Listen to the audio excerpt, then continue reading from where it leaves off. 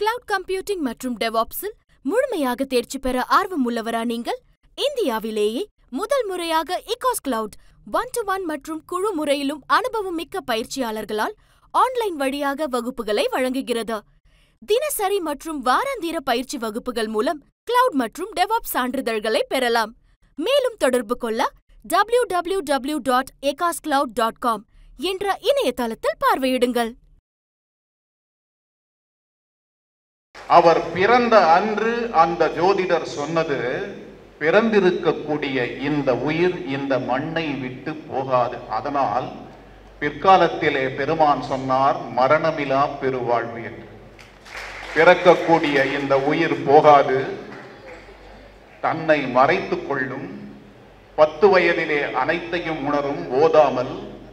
20 வயதிலே உலக உயிர்கள் அனைத்தின் மீதும் காதலாக கசிந்து நிற்கும். 30 வயதிலே பிறப்பு இறப்பு எனும் தத்துவங்களை அறிந்து தெளியும். 40 வயதிலே கைவல்ய ஞானம் பெறப்பட்டு அந்த ஞானத்தின் விஸ்தீரணமாக தன்னை அடையாளப்படுத்தி காட்டும். அதனால் 50வது வயதிலே பொன்னுலடாக பெறப்பட்டு அதன் மூலம் வாழ்க்கையை மக்களுக்கு உணர்த்தி சமத்துவத்தை அறிய தந்து இறையோடு இணையும். உலகத்திற்கே ஞானத்தை வாரி வழங்கிய மொழியாக அறியப்படக்கூடிய தமிழ் மொழியை சொல்லும் பொழுது, என்னை நன்றாக இறைவன் படைத்தனன், தன்னை நன்றாக தமிழ் செய்யுமாறே என்று அந்த பெருமான் சொன்னான்.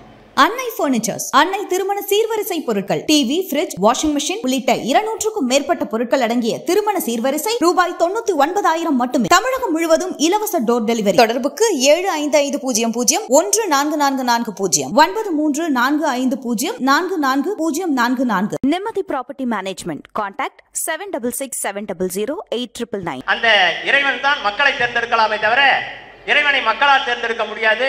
அப்படிப்பட்ட அந்த துறைதான் நீதி. நீதியும் இறையும் ஒன்று. அதை இப்பொழுது உணர்த்த வேண்டியது இருக்கிறது. அந்த வகையிலே ஐயா நீதிபதி அவர்கள் இறைவனாக இருந்து நமக்கு அருளுரை வழங்குவார். அருட்பெரும் ஜோதி தனிப்பெரும் கருணை. அருட்பெரும் ஜோதி தனிப்பெரும் கருணை.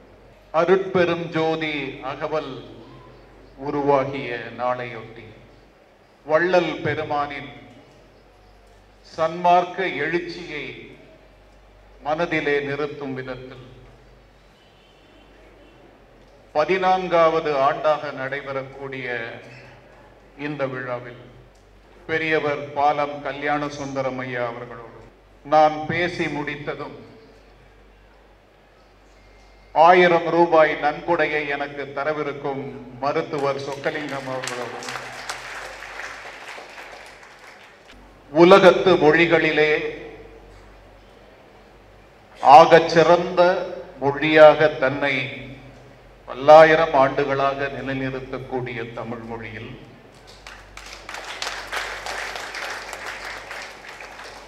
தமிழுக்கான அடையாளம் தனித்துவமானது என்பதை காலந்தோறும் நிறுவக்கூடிய மதிப்பிற்குரிய சத்தியவேல் முருகனார் அவர்களோடு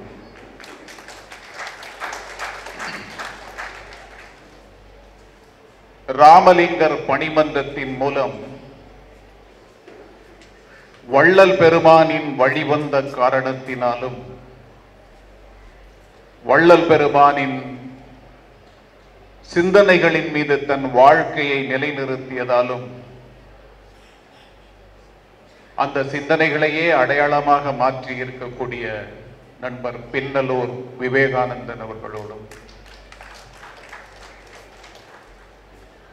அவருக்கு துணை நின்று வள்ளல் பெருமானின் சிந்தனைகளை அறிவுரைகளை உள்ளத்திலே இருத்தி வாழுகின்ற வாழ்க்கையை அர்த்தம் பொருந்தியதாக மாற்றக்கூடிய நண்பர் ஆவுடையப்பன் அவர்களோடும்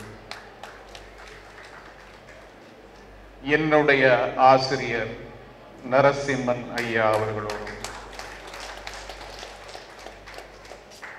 வள்ளல் பெருமானின் மீது ஆழ்ந்த பக்தியால் இந்த விழாவிலே இணைந்திருக்கக்கூடிய அன்பர்கள் அனைவரோடும் கலந்து கொள்வதில் ஆக பெரும் மகிழ்ச்சி. உலகத்திற்கு ஞானத்தை வாரி வழங்கிய மொழி என்ற ஒன்று உண்டு என்றால் அந்த மொழி தமிழ் மொழி. தன்னுடைய அளப்பரிய விஸ்தீரணத்தால் ஆகச்சிறந்த ஆன்றோர்களை, அருளாளர்களை எல்லாம் தன்னகத்தை கொண்டு உலகத்தின் எந்த மொழியிலும் இப்படிப்பட்டவர்கள் தோன்றியதில்லை என்கிற பெருமையை தன்னகத்தே கொண்டிருக்கக்கூடிய மொழி இந்த மொழி. இந்த மொழியில்தான் காலகாலமாக ஞான வெளிக்குள் மக்களை கொண்டு செலுத்தக்கூடிய அற்புதமான ஞானிகள் தோன்றினார்கள். 2000, 3000 வருடங்களை கடந்து அங்கிருந்தே நாம் அந்த வரலாற்றை எடுத்து பார்த்தால், வள்ளுவனுக்கும் முன்பு, தொல்காப்பியனுக்கும் முன்பு ஞானிகளாக பிறந்து இந்த மண்ணை, இந்த மண்ணின் மொழியை, இந்த மண்ணிற்கான கலாச்சாரத்தை, பண்பாட்டை, ஆக பெரும் விஸ்தீரணத்தை எல்லாம் உலகிற்கு எடுத்து காட்டி 19, 20ஆம் நூற்றாண்டிலே உலகமே வியந்து பார்க்கக்கூடிய தத்துவங்கள் எல்லாம் அவை மேலாடுகளிலே 19, 20வது நூற்றாண்டிலே தோன்றிய கருத்துக்களாக இருந்தாலும் அவற்றை கொண்டாடக்கூடிய பிற நாடுகளின் மத்தியில் 3000 ஆண்டுகளுக்கு முன்பு அவற்றை சாதாரணமாக தெளித்துவிட்டு சென்ற மிகப்பெரிய இனம் தமிழினம். அந்த இனத்தை சார்ந்த ஆண்டோர்கள் தோன்றிய மண் இந்த மண். அப்படிப்பட்ட மண்ணிலே பட்டினத்தாரை, அருணகிரியாரை, தாய்மானவ சுவாமிகளை, குமரகுருபரரை, சிவப்பிரகாசரை போல அவர்களை வழியொற்றி இந்த மண்ணிலே வந்து உதித்த ஒரு மிகப்பெரிய மகான் வள்ளல் பெருமான். வள்ளல் பெருமான் தோன்றியதை அவர் தோன்றிய காலகட்டத்திலேயே ஒருவர் கணித்தார். அருட்பிரகாச வள்ளலாரின் சரித்திரம் என்கிற ஒரு நூல் இருக்கிறது. அந்த நூலிலே இந்த குறிப்பு எழுதப்பட்டிருக்கிறது. என்னவென்றால், வள்ளலார் பிறந்த, இதை நீங்கள் மிகவும் உன்னித்து கவனிக்க வேண்டும். வள்ளலார் பிறந்த அந்த காலகட்டத்திலே ஒரு மிகப்பெரிய ஒரு ஜோதிட வித்வான் அவர் பிறவியை பற்றி கணித்தார். அவர் என்ன சொன்னார் என்றால், பிறந்திருக்கக்கூடிய இந்த அற்புதமான உயிர் இந்த மண்ணை விட்டு போகாது. அவர் பிறந்த அன்று அந்த ஜோதிடர் சொன்னது, பிறந்திருக்கக்கூடிய இந்த உயிர் இந்த மண்ணை விட்டு போகாது. அதனால் பிற்காலத்திலே பெருமான் சொன்னார், மரணமிலா பெருவாழ்வு என்று. பிற்காலத்திலே அவர் சொன்னதை அவர் பிறந்த அன்று ஒருவர் கணிக்கிறார், இந்த உயிர் இந்த மண்ணை விட்டு போகாது. 10 வயதிலே ஓதாமல் ஞானத்தை உணரும். வள்ளலாருக்கு 10 வயதாகும் பொழுது எதையுமே படித்து அறியாமல் தன்னைத்தானே உருவாக்கி கொள்ளக்கூடிய ஞானவானாக அவர் மாறி நிற்பார் என்று சொன்னார். 20 வயதிலே இந்த உலகத்தின் மீது காதலாகி கசிந்து உருகி உயிர்களிடத்து அன்பு செலுத்தும். 30 வயதிலே தான் பிறந்த வாழ்க்கையின் பின்புலத்தை உணர்ந்து இந்த பிறவியின் அர்த்தம் என்னவென்பதை அறிந்து, பிறப்பு இறப்பு என்கிற தத்துவங்கள் இரண்டிற்குமே வேறுபட்ட ஒரு பகுதி இருக்கிறது, வெளியிருக்கிறது என்பதை உணர்ந்து அதனை இந்த உலகத்திற்கு உணர்த்தும். 40 வயதிலே கைவல்ய ஞானம் மிக பெற்று அந்த ஞானத்தால் தன்னை பொன்னுடலாக மாற்றி 50 வயதிலே உலகர்கள் அனைவரும் சமத்துவத்தை உணரக்கூடிய தத்துவத்தை தந்து மரணமிலா பெருவாழ்வை அடைந்து இறையோடு கலக்கும் என்று சொன்னார். பிறக்கக்கூடிய இந்த உயிர் போகாது, தன்னை மறைத்துக் கொள்ளும். 10 வயதிலே அனைத்தையும் உணரும், ஓதாமல். 20 வயதிலே உலக உயிர்கள் அனைத்தின் மீதும் காதலாக கசிந்து நிற்கும். 30 வயதிலே பிறப்பு இறப்பு எனும் தத்துவங்களை அறிந்து தெளியும். 40 வயதிலே கைவல்ய ஞானம் பெறப்பட்டு அந்த ஞானத்தின் விஸ்தீரணமாக தன்னை அடையாளப்படுத்தி காட்டும். அதனால் 50வது வயதிலே பொன்னுலடாக பெறப்பெற்று அதன் மூலம் வாழ்க்கையை மக்களுக்கு உணர்த்தி சமத்துவத்தை அறிய தந்து இறையோடு இணையும் என்று சொன்னார் வள்ளல் பெருமானே. இந்த இடத்திலே தொல்காப்பியத்திலே ஒரு வாசகம் வரும். நிறைமொழி மாந்தர் ஆணையிற் கிழந்த மறைமொழி மந்திரம் என்பது தொல்காப்பியத்தினுடைய ஒரு வாசகம். மந்திரம் என்றால் என்னவென்பதன் பொருள். நிறைமொழி மாந்தர் என்று சொன்னால் அது ஏதோ மொழியை பேசக்கூடியவர்கள் என்ற அர்த்தம் அல்ல. நிறைமொழி மாந்தர் என்று சொன்னால் தான் சார்ந்த ஒரு மண்ணிற்கான கலாச்சாரத்தை, பின்புலத்தை, தத்துவத்தை உணர்ந்து அனுபவத்தால் தெளிந்தவர்கள் நிறைமொழி மாந்தர்கள். இந்த அனுபவத்தை உணர்ந்த மாந்தர்களினுடைய அனுபவ சிதறல்கள் தான் மந்திரம். அவை உங்களை வழிநடத்தும். அவர்கள் வாழுகின்ற வாழ்க்கையை வாழுகின்ற விதத்திலே நீங்கள் அறிந்து கொண்டால் அந்த வாழ்க்கையினுடைய சிறப்பு உங்களுக்கானதாக மாறும். இதை உலகத்தில் மிகச்சிறந்த விதத்திலே எடுத்து காட்டிய ஒரே படைப்பு திருமந்திரம்தான். இதை நிறுவியவர் சத்தியவேல் முருகனார். இந்த திருமந்திரத்தின் உன்னதத்தை உணர்ந்த காரணத்தினால் தான் தோன்றியதன் அடிப்படை காரணம் என்ன என்பதை திருமூலர் சொன்னார். அவர் நான் இந்த உலகத்தை உய்விக்கப் போகிறேன், உலகத்தினுடைய போக்கை மாற்றப் போகிறேன் என்ற அறைகூவல்கள் எதுவும் இல்லாமல் அமைதியான விதத்திலே என்னை நன்றாக இறைவன் படைத்தனன், தன்னை நன்றாக தமிழ் செய்யுமாறே என்று சொன்னான். இந்த திருமந்திரம் இருக்கிறதே, திருமந்திரத்தில் ஒரு வார்த்தைக்கும் அடுத்த வார்த்தைக்கும் இடையிலே ஒரு இடைவெளி இருக்கும். இந்த இடைவெளி இன்றைய நவீன யுகத்திலே கம்ப்யூட்டரிலே டைப் செய்வதால் 2 வார்த்தைகளுக்கு இடையே இருக்கக்கூடிய ஒரு இடைவெளி அல்ல. அந்த இடைவெளி ஞானத்தின் வீச்சு. 2 வார்த்தைகளுக்கு இடையே இருக்கக்கூடிய இடைவெளியும் அமைதியும் ஒரு உன்னதத்தை, உன்னத தத்துவத்தை உங்களுக்கு விளக்கும். திருமந்திரத்தின் ஒரு வார்த்தைக்கு 1000 அர்த்தங்களை சொல்லலாம். திருமந்திரத்தின் ஒரு வாசகத்திற்கு உலகத்தையே கட்டி போடலாம். இதனால்தான் உலகத்திற்கே ஞானத்தை வாரி வழங்கிய மொழியாக அறியப்படக்கூடிய தமிழ் மொழியை சொல்லும் பொழுது என்னை நன்றாக இறைவன் படைத்தனன், தன்னை நன்றாக தமிழ் செய்யுமாறே என்று அந்த பெருமான் சொன்னான்.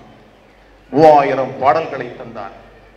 9 தந்திரங்களாக அது பிரிந்து நிற்கின்றன.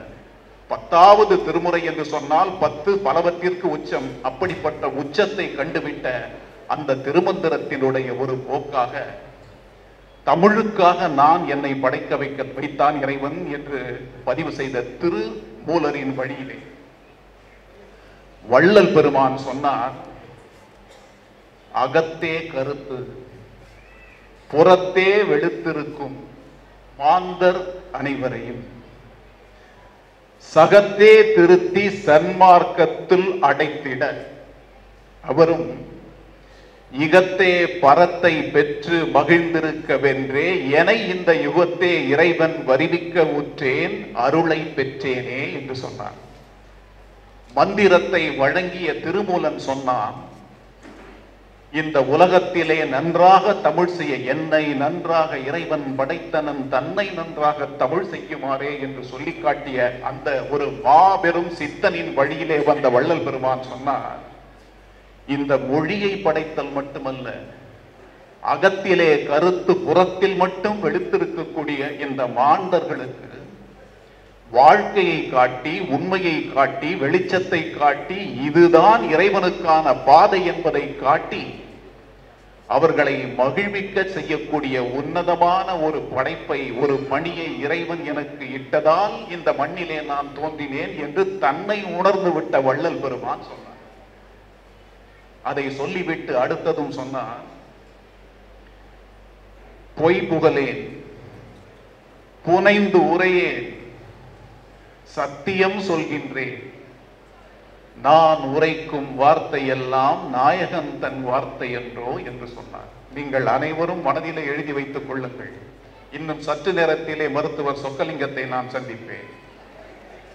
பொய் புகழேன் புனைந்துரையேன் சத்தியம் சொல்கின்றேன் நான் உரைக்கும் வார்த்தையெல்லாம் நாயகன் தன் வார்த்தை என்றோ என்று சொன்னார். சொல்லி பார்த்த அந்த ஒரு மாபெரும் சித்தர் இறைவனை பார்த்து வாழ்க்கையை வாழ்வதற்கான வழிமுறைகளை காட்டு, உன்னதத்தை உணரக்கூடிய வழிமுறைகளை எனக்கு காட்டு, மானுடத்தை நேசிக்கக்கூடிய அற்புதமான மனநிலையை எனக்கு தா என்று மட்டும்தான் கேட்டார். பொருளையோ வாழ்க்கையின் வசதிகளையோ பதவிகளையோ எதையும் கேட்கவில்லை.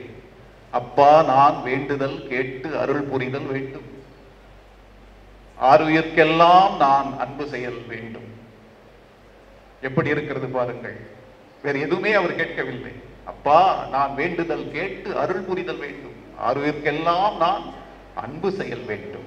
எப்பாரும் எப்பதமும் எக்கணமும் நான் சென்றே எந்தை நீன அருட்புகளை ஏம்பிடல் வேண்டும். தப்பாத மேல்நிலை மேல் சுத்த சிவமார்க்கம் தழைத்தோங்க இறைசோதி நீ அருளிடல் வேண்டும். தப்பேதும் நான் செய்யின் நீ பொறுத்தல் வேண்டும். தலைவன் என்னை பிரியாத வரமும் வேண்டுவனே என்றார். இது தமிழுக்கான உன்னதமான ஒரு குணம். இறைவனை அடைதல் அறிதல் என்பது சொக்கலிங்கம் அவர்கள் சொன்னதற்கான விடை இப்பொழுது. இறைவனை அடைதல் என்பது நீங்கள் பிறருக்கு விட்டு கொடுத்து வாழ கற்றுக்கொள்ளுங்கள் என்று சொன்னார். சொக்கலிங்கம் அவர்கள் சொன்னார். வள்ளலார் அதை தாண்டி ஒன்று சொன்னார். அது என்னவென்றால், நீங்கள் இந்த மண்ணிலே பிறந்திருக்கிறீர்கள், உங்களுக்கு கிடைக்கக்கூடிய வாய்ப்புகளை நீங்கள் பயன்படுத்துகிறீர்கள். ஒருவர் மருத்துவராகலாம், ஒருவர் வழக்கறிஞராகலாம், ஒருவர் தொழிலாளராகலாம், தொழில் அதிபதியாகலாம், ஒருவர் நீதிபதியாகலாம், ஒருவர் சாதாரணமான வாழ்க்கையாகலாம். இவை அனைத்தும் ஒரு காலகட்டத்திலே உங்களை விட்டு செல்லும். நீங்கள் தேடிய செல்வம், இனி தேடிவிட முடியும் என்று நீங்கள் நம்பக்கூடிய செல்வங்கள், நீங்கள் அடைந்திருக்கக்கூடிய வாழ்வு, அடைய முடியும் என்று நீங்கள் யோசித்து வைத்திருக்கக்கூடிய பதவி, இவை அனைத்தும் ஒரு காலகட்டத்திலே அழிந்து செல்லும்.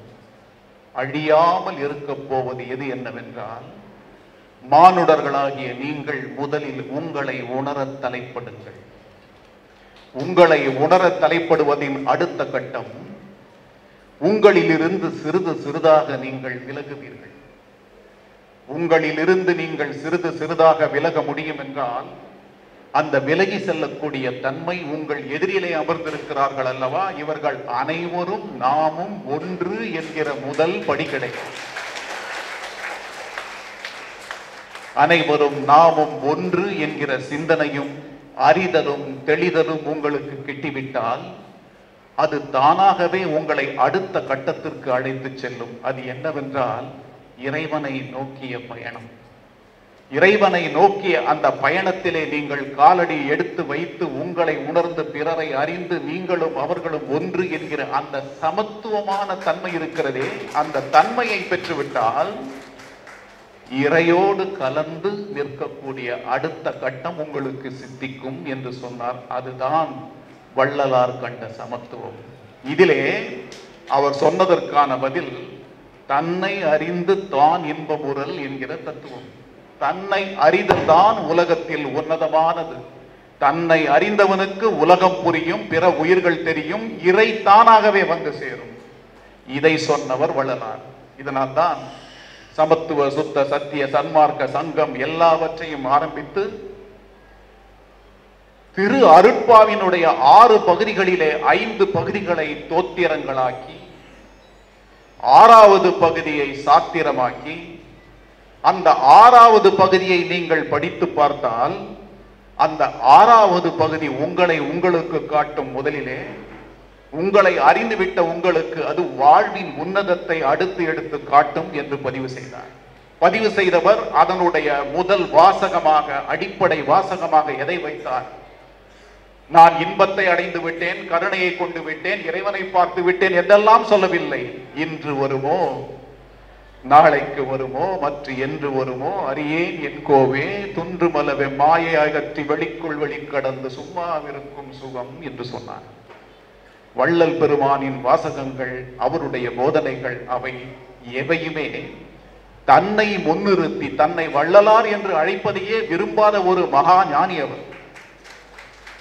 தன்னை முன்னிறுத்தாமல் தனக்கான விஷயங்களை எடுத்து சொல்லாமல் இந்த மண்ணை சார்ந்த மக்கள், இந்த மண்ணிற்கானவர்கள் எப்படி வாழ வேண்டும், இறைவனை அடைவது எவ்விதம், அருகில் இருக்கக்கூடிய உயிர் நீதான் என்பதை உணர வேண்டும் என்பதை ஸ்தாபித்து காட்டி, அதனால்தான் தேவார திருவாசக பதிகங்களிலே இருக்கக்கூடிய பல்வேறு தலங்களை சென்று பார்த்தவர் வள்ளலார். தமிழகத்திலே 267 பாடல் பெற்ற தலங்கள் இருக்கின்றன. இந்த பாடல் பெற்ற தலங்களினுடைய மகத்துவத்தை எல்லாம் கற்று தெளிந்தவர் வள்ளலார். பல்வேறு தலங்களின் மீது முதலிகள் பாடியதை போல தான்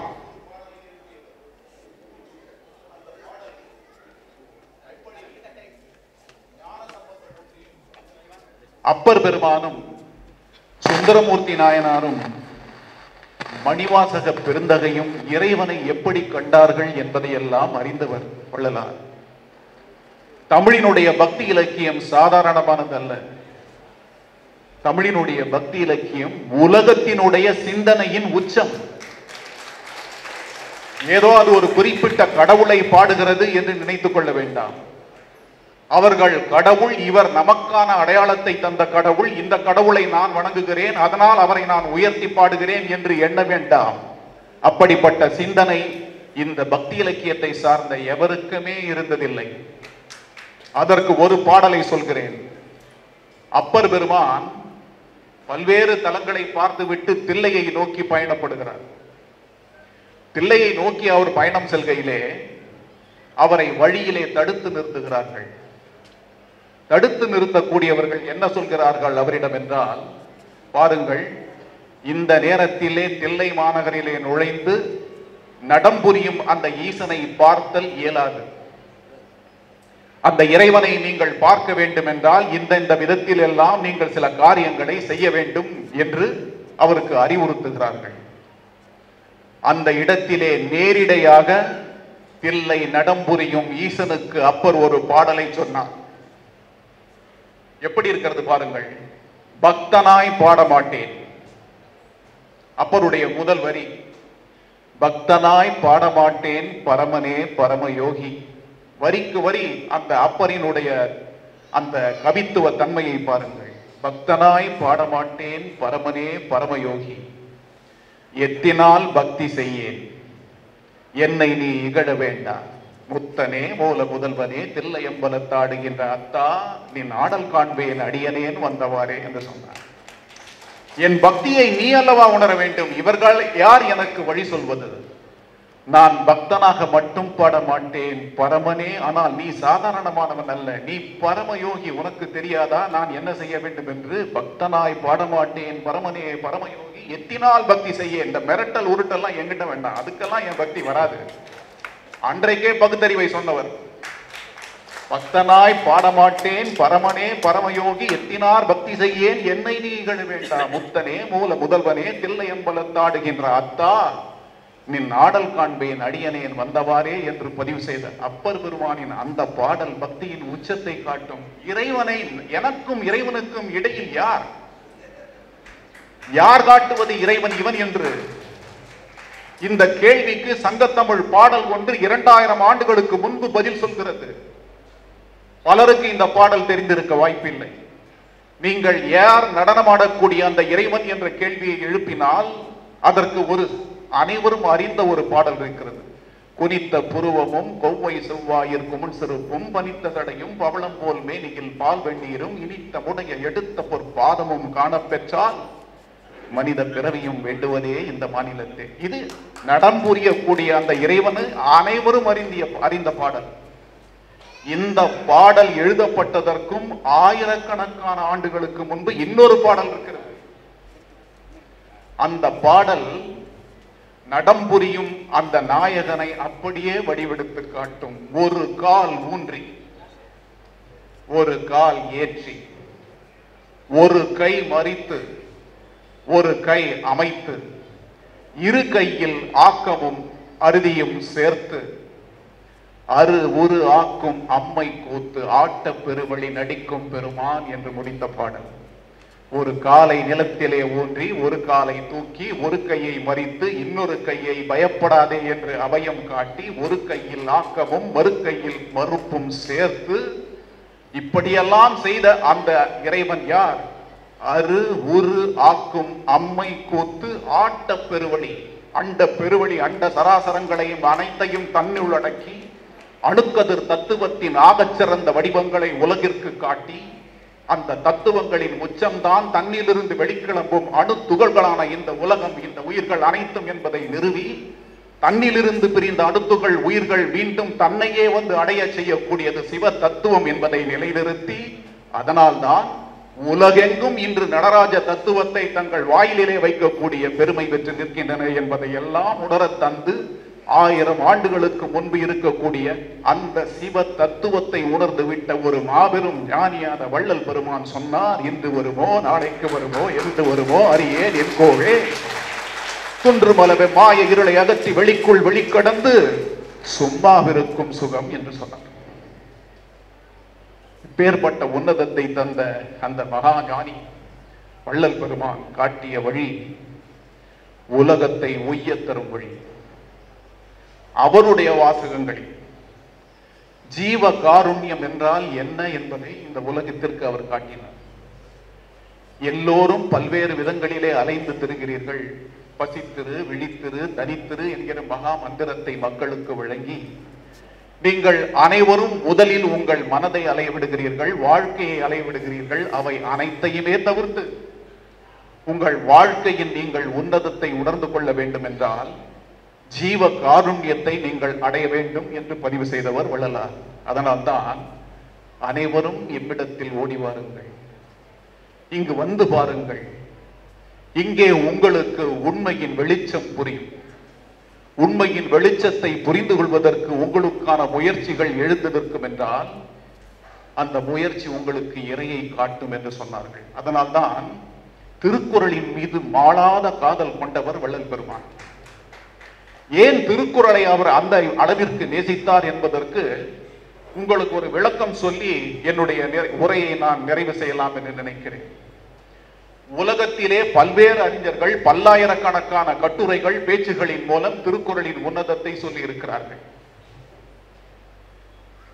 இவற்றை எல்லாவற்றையும் வைத்து ஒரு குறிப்பிட்ட காலகட்டத்திலே ஒரு கருத்தரங்கிலே நாமக்கல் கவிஞர் ராமலிங்கம் பிள்ளையிடம் கேட்டார்கள், ஏன் திருக்குறள் உன்னதமானது? ஏனென்றால் திருக்குறளில் ஒன்றுமில்லை என்று சொல்லி பார்த்த காலம் இருந்தது. அது எந்த காலகட்டத்திலும் தன்னை அழிப்பதற்கு எந்த சக்தியும் இல்லை என்பதை நிறுவி காலங்களை யுகங்களை கடந்து என்றும் எழுந்து நிற்கும். அந்த திருக்குறளை பற்றி நாமக்கல் கவிஞரிடம் கேட்டார்கள். என்ன என்றார், ஏன் திருக்குறளை உயர்த்தி பிடிக்கிறீர்கள்? அவர் சொன்னார், உலகம் தோன்றியதிலிருந்து இன்று வரை ஞான தேடலிலேதான் ஞானிகள் அலைந்து திரிகிறார்கள். ஞான தேடல் என்றால் எது உண்மை எது வெளிச்சம் என்பதை அறிவது. எது உண்மை எது வெளிச்சம் என்பதை அறிந்துபட்ட மாத்திரத்திலேயே வீடு பேற்றை அடையக்கூடிய அடுத்த கட்டம் மானுடத்திற்கு சித்திக்கும். அதனால் உண்மையை தேடக்கூடிய பயணத்திலே அனைவரும் இருக்கிறார்கள் என்று சொன்னார். அப்படியா, எனக்கு கொஞ்சம் விளக்குங்கள் என்று அனைவரும் கேட்ட பொழுது அவர் ஒரு பாடலை தந்தார். இந்த பாடலும் பலருக்கு தெரிந்திருக்க வாய்ப்பில்லை, கேட்டுக்கொள்ளுங்கள். காடு சென்று குகையடைந்து கண்ணை மூடி எண்ணியும். முதல் வரியை பாருங்கள். காடு சென்று குகையடைந்து கண்ணை மூடி எண்ணியும். அடுத்த வரி, காவி கட்டி ஓடெடுத்து கஷ்ட வாழ்க்கை பண்ணியும். என்ன அர்த்தம் என்றால், நீங்கள் உண்மையை தேடுகிறேன், உலகத்தில் இருக்கக்கூடிய பற்றுக்கள் அனைத்தையுமே அறுத்தெறிந்து விட்டேன், இனி நான் ஞானவானாக மாற வேண்டும், உண்மையின் வாழ்க்கையின் உட்பொருளை உணர வேண்டும் என்ற முயற்சியோடு காடுகளுக்கு சென்று குகைகளை அடைந்து கண்ணை மூடி எண்ணியும். எண்ணியும் என்றால் ஜெபித்தல். ஆண்டு கணக்காக ஜெபித்து ஜெபித்து மந்திரங்களை சொல்லி உண்மையை தேடக்கூடிய முயற்சியில் இறங்கினாலும் காவி கட்டி ஓடெடுத்து கஷ்ட வாழ்க்கை பண்ணியும். பட்டினத்தார் ஒரு நிமிடத்திலே காதற்ற ஊசியும் வாராதுகான் கடைவழிக்கே என்று சொன்னதை படித்த மாத்திரத்திலேயே ஓடினாரே, அனைத்தையும் இழந்துவிட்டு.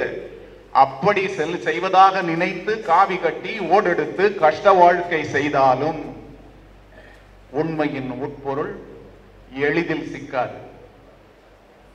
தாடி வைத்து மொட்டை தட்டி தவசி என்ற பெயருடன் தரணியெங்கும் சுற்றி வந்து தருமபோதம் பண்ணியும். அடுத்த வாரி தாடி வைத்துக் கொண்டு மொட்டை அடித்துக் கொண்டு ஊர் முழுக்க சுற்றி நான் ஞானத்தை தேடுகிறேன், ஞானத்தை அடைந்து விட்டேன், நீங்களும் அடைந்து விடுவீர்கள் என்று பல்வேறு விதங்களிலே தர்ம போதனைகள் செய்து பார்த்தாலும் உண்மையின் உட்பொருள் கிட்டாது. கூடு விட்டு கூடுபாயும் வித்தை கற்க கோரியும். இதை எதற்கு சொன்னார் என்றால், கூடு விட்டு கூடு பாய்ந்து ஞானிகளின் உடலிலே புகுந்து கொண்டால் ஞானம் தானாக வந்துவிடும் என்று கனவு கண்டாலும் உண்மையின் உட்பொருள் கிட்டாது. கோடி காலம் வாழ எண்ணி காய கற்பம் தேடினும். கோடி காலம் வாழ வேண்டும், காயகற்ப மூலிகைகள் அடைய வேண்டும், அவற்றை உண்பதன் மூலம் மரணமிலா பெருவாழ்வு கிட்டும், அதனால் உண்மை புரியும், வெளிச்சம் தெரியும், இறை அடையும் என்று நினைத்தால், அப்படி செய்தாலும் உண்மையின் உட்பொருள் கிட்டாது. என்னதான் செய்ய வேண்டும்? தேடுகின்ற உண்மையாவும் ஓடி வந்து சேருமே. தேடுகின்ற உண்மை எதை தேடி செல்கிறீர்களோ அவை ஓடி வந்து உங்களை அடையும், ஓடி வந்து சேருமே. தெய்வ வாக்கு வள்ளுவன் திருக்குறள் கற்கையில் என்று சொன்னார். எப்பேற்பட்ட ஒரு தத்துவத்தை எவ்வளவு அழகாக எளிதாக 3 பால் அறத்தோடு பொருள் ஈட்டினால் இன்பம். அறத்தோடு பொருள் ஈட்டுங்கள், அறத்தோடு பொருள் ஈட்டினால் இன்பம், இன்பத்தை அடைந்து விட்டால் வீடு பேர். இந்த 3ஐயும் சேர்த்து கிடைக்கக்கூடிய 4வது நிலையை வள்ளல் பெருமான் எதிரில் இருக்கக்கூடிய ஜீவராசியை நேசிக்க கற்றுக்கொள்ளுங்கள் என்று சொன்னார். தன்னை உணர்தல், தன் எதிரில் இருக்கக்கூடியவர்களை உணர்தல், இரண்டையும் உணர்ந்து விட்டு தன்னில் இருந்து விலகுதல். தனக்காக எதுவுமே இல்லை, தன்னை விட்டு விலகி உலகை அறிந்து தன் எதிரில் இருக்கக்கூடிய உயிரை அறிந்து விட்டால் அடுத்தது இறை.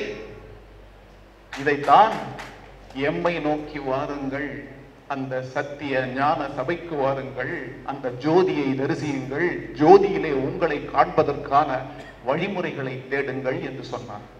வள்ளலார் எழுதிய வார்த்தைகளில், இது எனக்கு மனப்பாடமாக தெரிந்தாலும், அவர் எழுதிய வார்த்தைகளில் ஜீவகாருண்யம் என்றால் என்ன என்பதை நான் உங்களுக்கு இப்பொழுது வாசித்து காட்டுகிறேன். நீங்கள் அதை மனதிலே இருத்துவது மட்டுமல்ல, உங்கள் வாழ்க்கையில் கடைபிடிக்க வேண்டிய ஒப்பற்ற தத்துவம் அது. அவர் பாருங்கள், வள்ளலார் சொல்கிறார், ஜீவ காருண்யம் என்றால் ஊன் உணவை விலக்கி காய்கறி பதார்த்தங்களை உண்பது என்று மட்டுமே பொருள் கொள்ளப்படுகிறது. வள்ளலார் சொல்கிறார், நான் சொல்லவில்லை. இந்த ஜீவ காருண்யம் இதைவிட விரிவானதாகும். அது என்ன? ஜீவ காருண்ய ஒழுக்கம் என்பது பசியினால் வரும் துன்பத்தையும் கொலையினால் வரும் துன்பத்தையும் நிவர்த்தி செய்விப்பதே ஜீவகாருண்யம். ஜீவகாருண்யத்திற்கு முக்கியமான லட்சியம் என்று அறிய வேண்டும். பசி என்கிற நெருப்பானது ஏழைகள் தேகத்தினுள் பற்றி எரிகின்ற போது ஆகாரத்தினால் அந்த தீயை அவிக்கிறது தான் ஜீவகாருண்யம். பசி என்கிற நெருப்பானது ஏழைகளின் தேகத்தின் உள் பற்றி எரிகின்ற போது ஆகாரத்தால் அவிக்கின்றதுதான் ஜீவகாருண்யம். கடவுள் இயற்கை விளக்கத்திற்கு இடமாகிய ஜீவ தேகங்கள் என்கிற ஆலயங்கள், உள்ளம் பெருங்கோயில் ஊனுடம்பு ஆலயம் என்று மந்திரத்திலே அந்த சித்தன் சொன்னால், இந்த சித்தர் சொன்னார், கடவுள் இயற்கை விளக்கத்திற்கு இடமாகிய ஜீவ தேகங்கள் என்கிற ஆலயங்கள் பசியினால் பாழாகும் தருணத்தில் ஆகாரம் கொடுத்து அவ்வாலயங்களை விளக்கஞ்செய்விப்பதே ஜீவகாருண்யம்.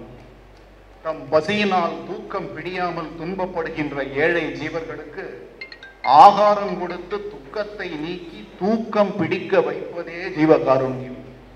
ஜீவகாருண்ய ஒழுக்கம் இல்லாமல் ஞானம், யோகம், தவம், விரதம், ஜெபம், தியானம் என்று எவற்றை செய்தாலும் செய்கின்றவர்கள் கடவுள் அருளுக்கு சிறிதும் பாத்திரமாகார்கள். அவர்களை ஆன்ம விளக்க முன்னவர்களாகவும் நினைக்கப்படாது ஜீவகாருண்யம் இல்லாது செய்யப்படுகின்ற செய்கையினால் பிரயோஜனமில்லாத மாயாஜால செய்கைகளே ஆகும் என்று அனைவரும் அறிதல் வேண்டும் என்று பதிவு செய்கிறார். இப்படிப்பட்டவை எது ஜீவகாருண்யம் என்ற விளக்கத்தை கொடுத்து இறுதியாக அதற்கு ஒரு முத்தாய்ப்பு வைக்கிறார் வள்ளல் பெருமான். சமுசாரிகள் விவாகம் முதலிய விசேஷ நன்றாக கேட்டுக்கொள்ளுங்கள். சமுசாரிகள் விவாகம் முதலிய விசேஷ காரியங்களிலே பந்தலை அலங்கரித்து அவ்விடத்திலே வேறு வேறு சடங்குகள் செய்து ஆடல் பாடல் வரிசை ஊர்வலம் முதலிய வினோதங்களை எல்லாம் அப்பவர்க்கம் சித்ராங்கம் முதலிய பெருமைப்பாடுகளை எல்லாம் நடத்தி எக்களுப்பில் அழுந்தியிருக்கும் தருணத்தில் பசித்த ஏழையர் முகத்தை பார்க்க தவறுகிறார்களே, அதுவல்ல ஜீவகாருண்யம். அவர்களை அனுசரித்து செய்வதே ஜீவகாருண்யம் என்று பதிவு செய்கிறார் வள்ளல் பெருமான். தனக்கு இல்லாமல் பிறக்கு வழங்க வேண்டும் என்று சொல்கிறார்களே, பிறருக்கு விட்டு கொடுங்கள் என்று சொன்னாரே மருத்துவர் சொக்கலிங்கம் அவர்கள். இவர் சொன்னார், தமது குடும்ப செலவை கூடிய மட்டில் சிக்கனம் செய்து. வள்ளலார் சொல்கிறார், ஏழைகளின் பசியை நீக்குதல் வேண்டும். நீங்கள் ஊரில் இருக்கக்கூடிய ஏழைகள் அனைவரையும் அழைத்து அவர்களுடைய பசியை தீர்ப்பது என்பது இந்த உலகம் முடியும் வரை இயலாத காரியம். அது தொடர்ந்து கொண்டே, உலகம் எப்படி தொடர்ந்து கொண்டே இருக்குமோ அது தொடர்ந்து கொண்டேதான் இருக்கும். ஆனால் நம் அருகில் இருக்கக்கூடிய ஏதோ ஒரு ஏழைக்கு நீங்கள் செய்யக்கூடியதுதான் பராபகாரம், ஜீவகாருண்யம். இதை பதிவு செய்தவர் வள்ளல் பெருமான்.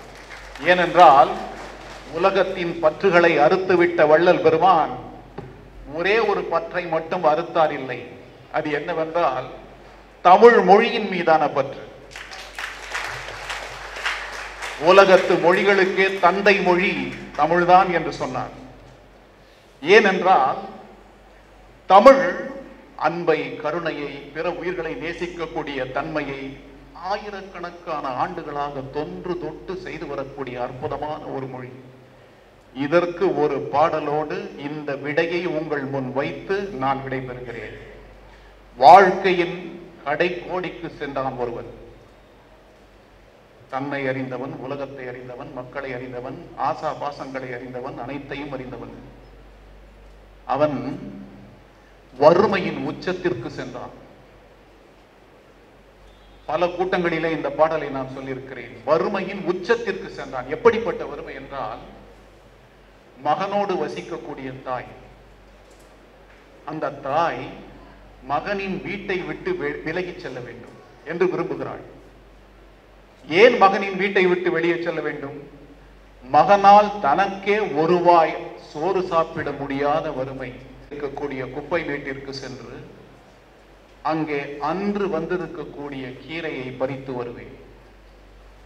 அந்த கீரையை பறித்து வந்து அடுப்பிலே ஒரு சட்டி வைத்து அதில் நீரை ஊற்றி உலையை ஏற்றி அந்த கீரையை அதில் போட்டு கொதிக்க வைத்து சுவைக்காக சிறு உப்பு சேர்க்கலாம் என்றால் வீட்டில் உப்பு கூட இல்லாத வறுமை. தமிழருக்கு ஒரு பண்பாடு உண்டு, ஆதி காலம் தொட்டே உப்பு மட்டும் இலவசம். அப்படிப்பட்ட வாழ்க்கை வாழ்ந்த காலகட்டத்திலே இவன் சொல்கிறான், சுவை சேர்க்க உப்பு இல்லாத வறுமை என் வறுமை. மோர் ஏதேனும் வேண்டும் என்று கேட்டால் அதற்கெல்லாம் வழி இல்லை. இப்படிப்பட்ட வாழ்க்கையை நான் வாழ்ந்து கொண்டிருக்கிறேன் என்று சொன்னான்.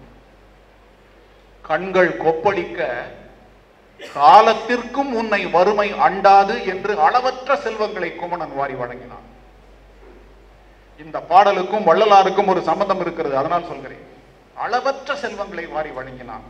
அந்த செல்வங்களை குமணன் வழங்குவதற்கு காரணமாக இருந்த அந்த பாடல், குப்பை கீரை கொய்கண் நகைத்த முற்றா இளம் தளிர் கொய்து கொண்டு நீரை உலையாக ஏற்றி உப்பின்றி அவள் பதம் மோரின்று அவள் பதம் மறந்த.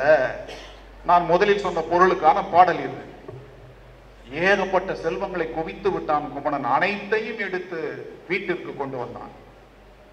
வீட்டிற்கு கொண்டு வந்து மனைவி அழைத்தான். பார்த்தாயா, நட்பின் இலக்கணமான குமணன் வழங்கிய செல்வத்தை பார்த்தாயா? காலகாலத்திற்கும் இனி ஒரு பொழுதும் வறுமை நம்மை அணுகாது என்று அவன் சொல்லவில்லை. அவன் சொன்னான், அந்த பாடலை பாருங்கள். நின்னயந்து உரை நிற்கும், நீ நயந்து உரை நிற்கும், பல்மான் கற்பின் நின் கிளை முதல்வோர்க்கும், கடும்பின் கடும்பசி தீர யாழனின் நெடுங்குறி எதிர்ப்பை நல்கியோர்க்கும், இன்னோர்க்கு எண்ணாது என்னோடும் சூழாது வல்லாங்கு வாழ்தும் என்றும் எண்ணாது எல்லோர்க்கும் கொடுமதி மனைக்கிழவோயே படந்தூங்கு முதிரத்து கிழவன் திருந்துவேல் குமணன் நல்கிய வளனே என்று சொன்னான். நின்னயந்து உரை நிற்கும், உன்னை நாடி வந்தால் நீ அவசியம் உதவி செய்வாய் என்று உன்னை தேடி வருகிறார்களே, அவர்களுக்கு கொடு. நீ நயந்து உரை நிற்கும், ஒரு காலகட்டத்திலே வறுமையால் சிக்குண்ட பொழுது உன்னை நாடி வந்து உனக்கு உதவி செய்தார்களே, அவர்களுக்கு கொடு. கடும்பின் கடும்பசி தீர யாழனின் நெடுங்குறி எதிர்ப்பை நல்கியோருக்கும், நீ அவர்களுக்கு உறவினர் என்பதால் உதவி செய்வாய் என்ற எதிர்பார்ப்போடு முகத்திலே அந்த கவலையை காட்டுகிறார்களே, அவர்களுக்கு தேடி சென்று கொடு. இன்னோர்க்கு எண்ணாது, இவர்களுக்குத்தான் என்றில்லை, எவருக்கு வேண்டுமானாலும் கொடு. என் அனுமதிக்காக காத்திருக்காதே. நம் வறுமை மீண்டும் நம்மை தொட்டால் மீண்டும் வாரி வழங்குவதற்கு குமணன் இருக்கிறான் என்று சொல்லி பழந்தூங்கு முதிரத்து கிழவன் திருந்துவேல் குமணன் நல்கிய வளனே என்று சொன்னானே, அதுதான் தமிழ் பண்பாடு. தனக்கு இல்லை என்றாலும் எதிரிலே இருக்கக்கூடிய ஜீவனை நீ என்று நினைத்தால் நீ அந்த ஜீவனோடு ஒன்றுவாய். உனக்கான தேவை இருக்காது. வாடிய பயிரை கண்ட போதெல்லாம் வாடினேன் என்று வள்ளல் பெருமான் பாடினால் அதன் அடிப்படை இதுதான். அனைத்தையும் அறிந்து அனைத்தையும் உணர்ந்து தன்னை உணர்ந்து தன்னிலிருந்து விலகி இறையெனும் அனுபவத்தை ஜோதி வடிவமாக காட்டி மரணமிலா பெருவாழ்வை தன் வாழ்வின் மூலமாக நிதர்சனமாக்கி காட்டிய வள்ளல் பெருமானின் அருமையான நாளாகிய இந்த நாளில் இந்த அளவிலே உங்களோடு கலந்து கொள்ளக்கூடிய வாய்ப்பு, ஆகப்பெரும் வாய்ப்பு. வள்ளல் பெருமானின் சிந்தனைகளை உள்ளத்திலே வைத்திருங்கள் என்று கூறி வாய்ப்பிற்கு நன்றி கூறுகிறேன். வணக்கம்.